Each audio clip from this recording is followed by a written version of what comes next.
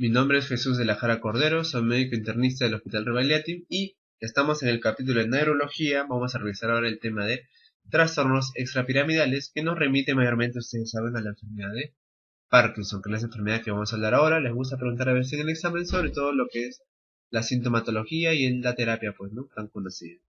Bueno, tenemos que recordar que la enfermedad de Parkinson no es una enfermedad que mayormente da a pacientes varones en la época de 40 a 50 años, ¿no? Es el inicio, recién un adulto ya un poco mayor, ¿no? De la enfermedad de Parkinson. Una prevalencia importantísima, obviamente, ¿no? De 120 a 180 por cada 100.000 habitantes, con una incidencia de 20 a 100.000 habitantes, ¿no? Mayores de 65 años, el 1% de pacientes tiene enfermedad de Parkinson, una enfermedad que ustedes van a ver siempre. ¿A qué se debe esto? El trastorno es un trastorno extrapiramidal, ¿no? ¿Por qué? Porque involucra las vías que son aparte de la vía piramidal, que es la vía que ustedes saben comunica la corteza con la médula espinal. Entonces, en este caso, vamos a tener alteraciones, pero a nivel de las vías que tienen que ver con las, sobre todo con los ganglios basales, ¿verdad? Con los ganglios basales y algunas sustancias del tronco encefálico. Ese es el problema en este caso. Como sabemos nosotros, el Parkinson se debe a un problema de muerte, digamos, o disminución de las células productoras de dopamina, las llamadas neuronas dopaminérgicas, ¿no? Entonces la dopamina es una neurotransmisor importantísimo que se produce mayormente en lo que es el tronco cerebral. Como vemos acá tiene, digamos, muchas núcleos de producción. Uno de los más importantes es la sustancia níger o sustancia negra que está acá, ¿no? La sustancia níger o la sustancia negra, ¿no? Que es un cúmulo de neuronas que van a producir gran cantidad de dopamina, ¿no? Y esto de acá sigue la vía nigroestriada, justamente, ¿no? De productora, obviamente, en el mesencéfalo, ¿no? Se les preguntan estas sustancias en el mesencéfalo. Pero también existen otro tipo de vías, ¿no? Por ejemplo, la vía tuberohipoficial, ¿no? Que se comunica desde el puente hacia, esa es la área tegmental ventral, hacia la corteza frontal, ¿no? Este también se llama el camino o la vía mesocortical. Entonces, estas dos son las principales vías que involucran la producción de dopamina, ¿no? La enfermedad de Parkinson, como les digo entonces, es una enfermedad que se caracteriza por una degeneración, una muerte de neuronas dopaminérgicas y se acompaña de unas características clínicas muy importantes, ¿no? Estas características clínicas a veces son agrupadas como una triada. Yo les estoy presentando acá una clasificación, digamos, de síntomas y signos típicos y atípicos, ¿no? Que hacen sugerir otro diagnóstico, pero a veces consideran triada, ¿no? Una triada de temblor, que es un temblor al reposo, cuando el paciente está totalmente calmado, sentado, al reposo, presenta un temblor, que generalmente es de los miembros superiores, ¿no? Temblor al reposo. Una bradicinesia o asinesia, dificultad para realizar ciertos movimientos. Y una rigidez, ¿no? Que también es algo muy frecuente, ¿no? En los pacientes, ¿no? Que mayormente se ve pues cuando los pacientes son totalmente rígidos, ¿no? En general, ¿no? Tú le tocas los brazos, las piernas y es difícil a veces ocasionar el movimiento pasivo, ¿no? Al movimiento pasivo encontramos una cierta resistencia. Eso es mayormente la triada. Pero obviamente también existe la característica que es un comienzo asimétrico, ¿no? El comienzo asimétrico quiere decir que generalmente empieza a un lado y luego posiblemente va al otro, pero no es simultáneo. Característica también importante de la enfermedad de Parkinson, ¿ya? ¿Qué características, qué rasgos nos pueden hacer pensar de que no se trata de una enfermedad de Parkinson? Que la inestabilidad postural sea rápida, o sea, que en los 3 primeros años el paciente ya tenga inestabilidad postural, eso no es común. Fenómenos de imantación, que el paciente no pueda moverse rápidamente, ¿no? Que se quede en un sitio de imantación. En los 3 primeros años tampoco es frecuente, ¿no? Alucinaciones o demencia previa a los síntomas motores es raro también. Es cierto que la enfermedad de Parkinson puede evolucionar en una demencia, pero que se presente esto previo, eso es muy raro, ¿no? Esto de acá nos hace pensar en otro tipo de trastornos como lo vamos a ver, ¿no? Una parálisis supranuclear de la mirada, ¿no? Distinta a la limitación de la mirada hacia arriba, ¿no? Una parálisis supranuclear de la mirada, ¿no? O el lentecimiento de las arcadas verticales también nos puede hacer pensar en otro tipo de trastorno, como vamos a ver ahora, ¿no? Trastorno autosómico marcado, ¿no? No relacionado con la medicación. O en todo caso una causa conocida como puede ser fármacos de parkinsonismo, todo eso ahí nos aleja de la enfermedad de Parkinson, ¿no? Que a veces, bueno, se puede hablar de enfermedad de Parkinson primaria, ¿no? O idiopática, ¿no? Entonces digamos lo que es ¿no? En la misma enfermedad de Parkinson, para diferenciar, ¿no? La enfermedad de Parkinson idiopática, a veces le ponen así, para diferenciar los otros trastornos que, digamos, involucraría al síndrome de Parkinsonismo, ¿no? Que vamos a ver otro tipo de enfermedades que no son una enfermedad de Parkinson propiamente, ¿no? Como hemos dicho entonces, puede haber entonces muchas manifestaciones, ¿no? Dolor en dorso, en cuello, en hombros, por la rigidez que es típica, ¿no? Parpadeo infrecuente, de 5 a 10 por minuto, o sea, muy rara vez. Una voz monótona, es una persona que, ¿no? Todo su sistema en general está enlentecido, ¿no? Una voz monótona, plana, sin expresión. El signo de Stelwart, que tiene que ver con la mirada fija del paciente. El signo de Mierson, un signo muy raro en verdad. Asimetría discreta, ¿no? En el paciente a la hora de hacer sus actividades. Otras cosas importantes también, inexpresividad facial, ¿no? Inexpresividad facial. El paciente no tiene un rostro expresivo, un rostro muy serio, ¿no? Que no suele manifestar alegría, tristeza, ¿no? Muchas veces ocasionado por la misma rigidez, ¿no? Muscular, la bradicinesia que les he hablado, ¿no? Que se manifiesta mayormente en situaciones que tiene el paciente que realizar algunos actos, ¿no? Por ejemplo, el caminar mismo, ¿no? A la hora de caminar el paciente tiene problemas, no porque no pueda moverlo solamente, o porque esté rígido, sino también porque no recuerda, digamos, los movimientos, ¿no? Cómo caminar, ¿no? Tanto así, bradicinesia, asinesia. El temblor en reposo que hemos hablado, ¿no? Tiene una postura generalmente inclinada, ¿no? Un poco encorvada hacia adelante. Por eso, si los pacientes, es digamos, un signo, digamos, por ahí un poquito, para que ustedes recuerden, ¿no? Si el paciente a veces se cae hacia adelante, quiere decir, entre los diagnósticos diferenciales, mayormente para Parkinson, más que otro tipo de Parkinson. Postura inclinada, ¿no? Eso se cae, es inestabilidad hacia adelante, inestabilidad axial. Y hay una rigidez, como les digo, y una hipertonía también del paciente generalizada, ¿no? ¿Qué más? Puede haber también distonía, a veces problemas musculares ya más evidentes, ¿no? Una marcha festinante, una marcha a veces también que se les conoce como una marcha en pato, porque el paciente camina muy lento, ¿no? Camina muy lento a pasos cortos, ¿no? Una marcha festinante. Una disartria hipocinética, ¿no? Causada por el problema muscular. Cinesia paradójica también. A veces puede haber lo contrario, ¿sí? A veces el paciente puede estar al contrario, demasiado estimulado. En estadios finales, el paciente, como les digo, puede ya involucrar una demencia, ¿no? Alteraciones ya de memoria, alteraciones, como les digo, alucinatorias, cosas ya propias de demencia, pero no es frecuente que se presente inicialmente. ¿Qué de nuevo en enfermedad de Parkinson en este último tiempo? Bueno, últimamente se ha hecho, digamos, algunos avances en lo que es la tomografía de emisión por positrones, ¿no? En el cual estamos viendo incluso, digamos, tomografía de emisión por positrones relacionadas a transporte de dopamina.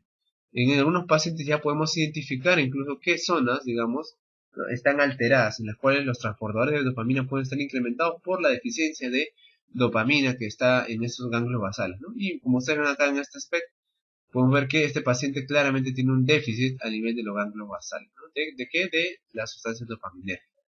Y eso de aquí se está viendo, digamos, como un apoyo al diagnóstico, ¿no? Pero obviamente, pues, el diagnóstico de la enfermedad de Parkinson, como ustedes han visto, mayormente clínico, ¿no? Entonces, en todo caso, digamos, se reservaría para pacientes en los cuales tenemos duda en diagnóstico, en todo caso, hay otro tipo de alternativa, ¿no? Pero sí se está utilizando actualmente, ¿no? Hay una clasificación de la enfermedad de Parkinson llamada la clasificación de Hoehn-Guillaert, la clasificación de Hoehn-Guillaert que no creo que les pregunten, me parece que nunca han preguntado, pero les pongo acá por si acaso, ¿no? Esos son sus estadios evolutivos, ¿no? Cómo el paciente va deteriorándose, digamos, ¿no? Estadio 1, cuando son síntomas unilaterales, que es el modo de presentación más frecuente. Y el estadio 2 ya hay síntomas bilaterales, de rigidez, de temblor, etcétera. Generalmente que siguen siendo a pesar de todo asimétricos, sin alteraciones de equilibrio, ¿no? En el estadio 3 ya hay alteraciones de equilibrio y también inestabilidad postural, ¿no? Que ya es un estadio más avanzado. Aunque el paciente todavía es un poco independiente, digamos, para hacer acciones propias, ¿no? En el estadio 4 ya el paciente requiere ayuda para sus actividades de la vida diaria, por ejemplo, el comer, el vestirse, el hacerse y caminar, ¿verdad? Entonces es un estadio más que el paciente está más comprometido, ¿no? Aunque todavía es aún capaz de mantenerse en pie con ayuda. Y el estadio 5 lamentablemente es el estadio de mayor compromiso. El paciente ya es dependiente para todo lo demás y está confinado generalmente en una cama o silla de ruedas. Y entonces la clasificación de los estadios que va del 1 al 5 dejo en guiar de estadio evolutivo de la enfermedad, ¿no? Como les dije entonces, mayormente cuando hablamos de enfermedad de Parkinson es idiopática. Puede tener otras etiologías también, no puede ser incluso secundaria a una infección, ¿no? Postencefalítica, secundaria a fármacos, secundaria incluso a accidentes vasculares también, infartos, que pueden dejar como secuela la enfermedad de Parkinson, ¿sí? Anatomía patológica, ¿no? Como les digo, hay una disminución, muerte de las neuronas pigmentadas, ¿no? De dopamina, lo que es la sustancia negra. En adultos, por ejemplo, se consideran menos de 425.000 células visto en el campo. En un paciente ya de 80 años, normalmente, miren ustedes, ya tiene 200.000 células y en enfermedad de Parkinson, miren ustedes la diferencia es enorme. 62.000 células, quiere decir que la disminución ha sido tremenda de esas células dopaminergias, ¿no? También está relacionada, se puede evidenciar esto con una disminución de hidroxilasa y tirosina, algunos tipos de extinciones, ¿no? Algunas especiales como es la Parkenberg, y también disminución de 66% de neuronas pigmentadas a la microscopía, aproximadamente, ¿no? Obviamente el resto, ¿no?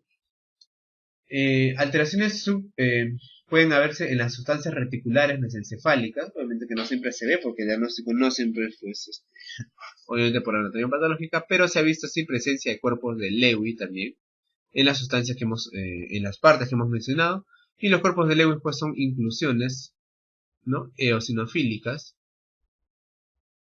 intracitoplasmáticas que podemos ver en algún tipo de neuronas, intracitoplasmáticas, ¿no? Es un material de tipo, ¿no? Medio rojizo, rosado, eosinofílicas, ¿no? Son unas inclusiones que se ven frecuentemente en los pacientes con enfermedad de Parkinson, ¿no? Esto mayormente se ve en las neuronas del putamen, del núcleo caudado y del globo pallidus, ¿no? Que como les he dicho son las partes que mayormente tienen que ver con las vías extrapiramidales, ¿no? Entonces, eso de acá, como les digo, es una presentación de cuerpos de Lewy, ¿no? Inclusiones eosinofílicas intracitoplasmáticas, ¿no? Ya hemos hablado que el Parkinson es idiopático, pero existen algunas formas que se ha visto que pueden ser autosómicas dominantes, mayormente ligadas al cromosoma 4, ¿no? El cromosoma 4 al brazo largo. Pero como les digo, algunos fármacos pueden producir el síndrome de Parkinsonismo, ¿no? En lo que es el Parkinsonismo secundario, ¿no?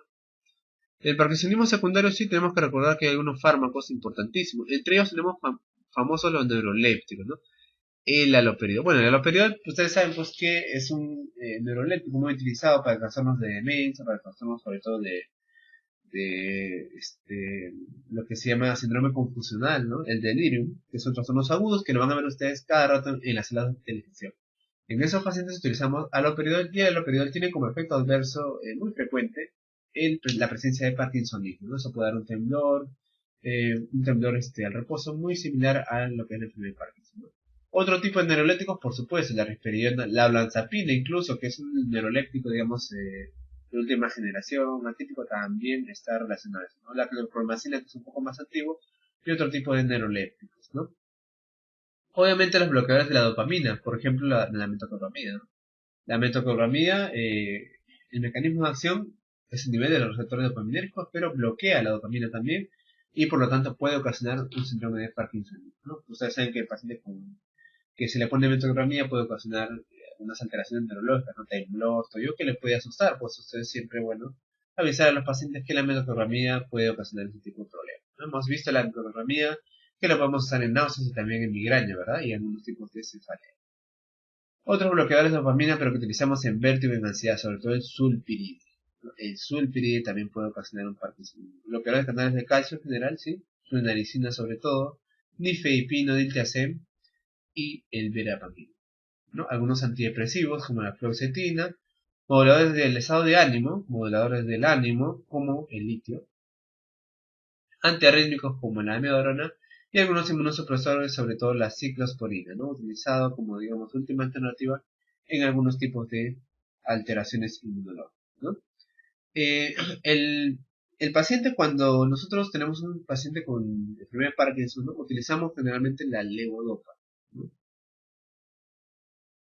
Y la levodopa es un medicamento, hasta ahora, obviamente considerado el medicamento primario, el de primera línea, el gold standard, pero tiene algunos, digamos, alteraciones, unas fluctuaciones llamadas también motoras, ¿no?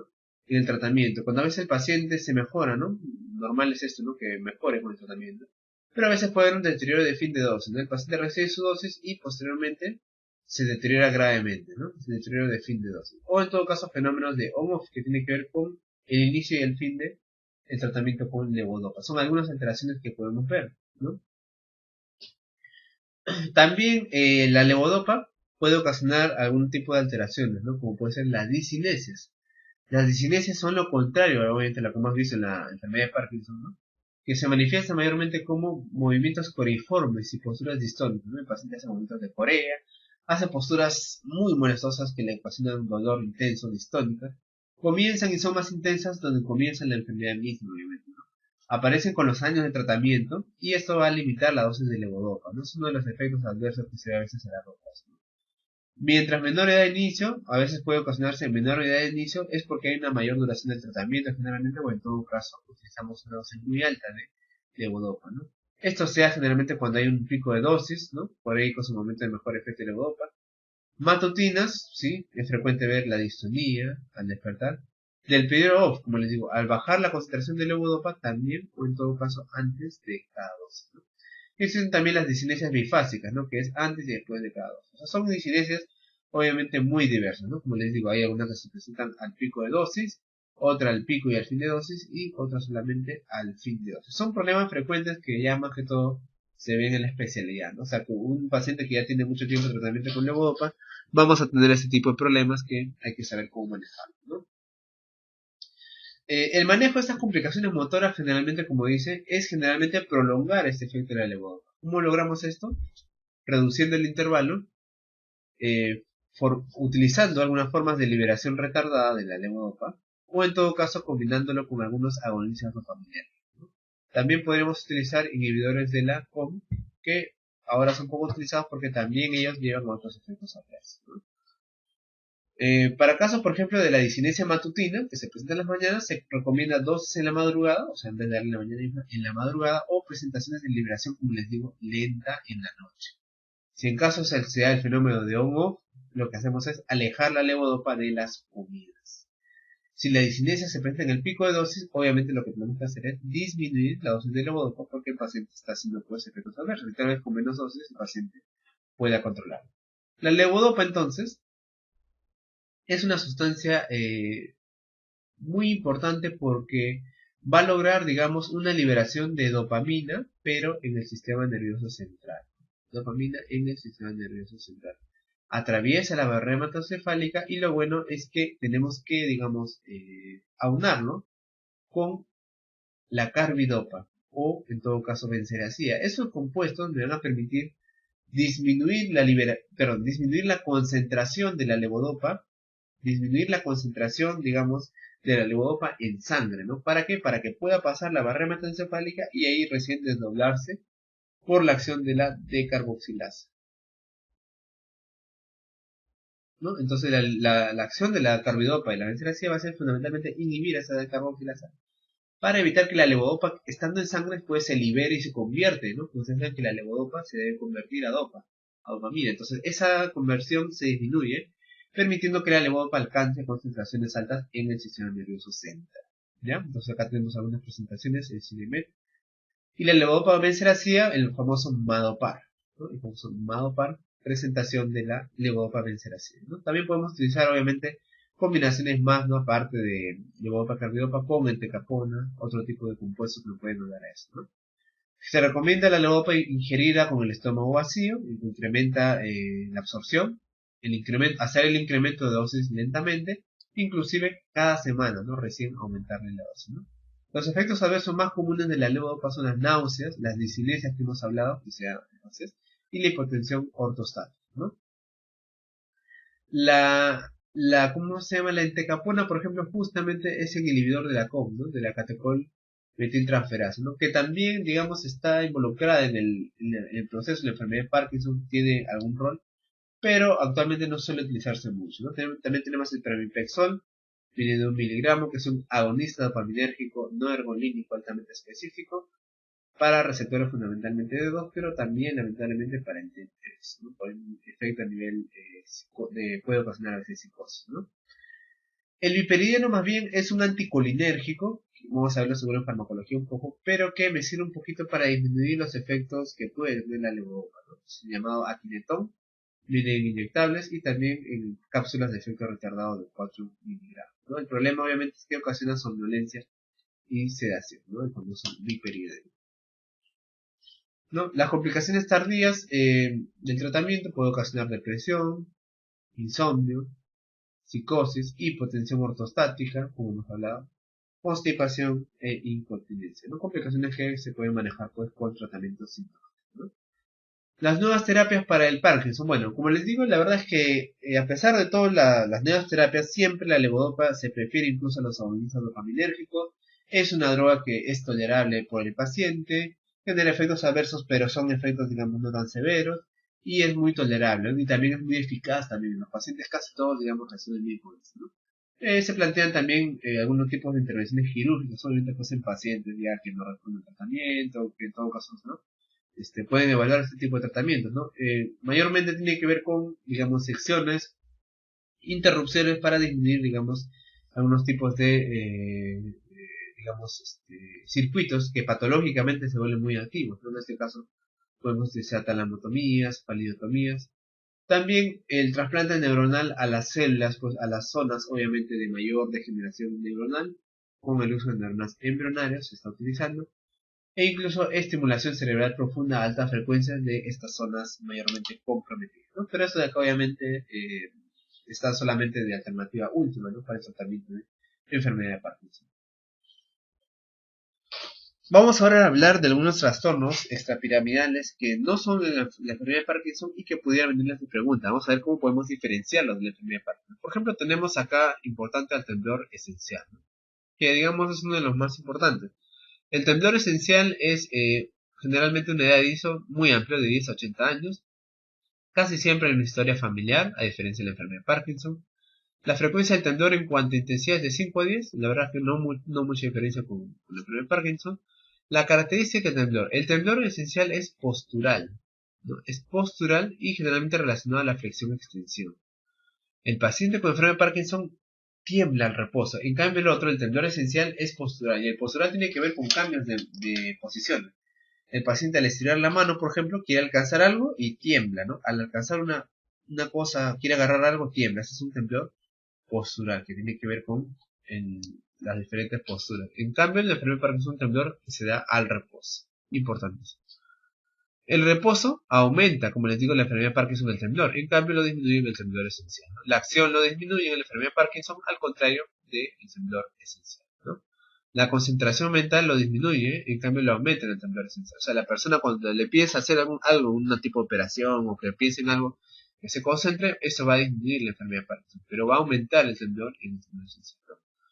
¿Cómo es la escritura? La escritura es micrográfica, ¿no? Caracteres pequeños en la enfermedad de Parkinson. En cambio es temblorosa, obviamente, en el temblor esencial, ¿no? Importante.